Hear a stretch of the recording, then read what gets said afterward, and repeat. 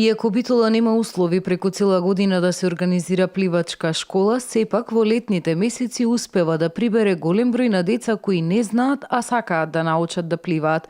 Организирано со етапно минување на фазите, младите учат како да дишат, како да го победат стравот од водата и како да научат да пливаат пред се за себе, а можеби и за воиднина професионално да се занимаваат со овој спорт. Во овој базен се работи секој ден, работиме секој ден.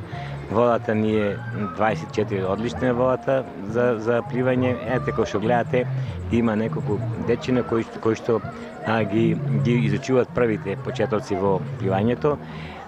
И од тука првен тука неколку дена ги учиме и после тоа одиме во големиот базен каде што таму се доусовршуваат. Необичен спорт, посебен и секако многу погоден за сечи организам, бидејќи со пливањето нема мускул во вашето тело кој не го движите. Начин на пливањето е светски спорт. Ако некој паша зошто? Затоа што не може секој ден да влезе во вода, не може секој ден да плива. А како ќе одат, например, ќе почнат дечината ќе одат на плажа негде, не може да пливат. А додека фудбал ќе трчнат кошарка, ќе трчнат ракоме, ќе трчнат, а мај да видиме на вода, не може. Така да, значи, пливањето е доста здрав спорт, каде што се развиваат сите делови на телото, бидејќи оди се со вода и една нова средина на човечкото тело, каде што се јавува таа средина и мора да се совлада. За да се совлада таа средина, значи треба вода. Немаме зимски базен каде во континуитет преку цела година би имале услови за пливање.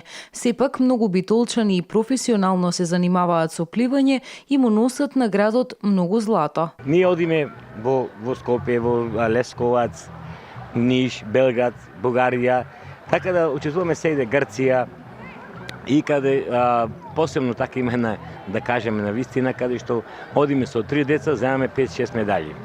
И тие колеги таму што се во Скопје, тие се чудат како кај пливат. Јас сум во Драгоро пливаме, немате зимски базен, 2 деца се фалат, а земат медали.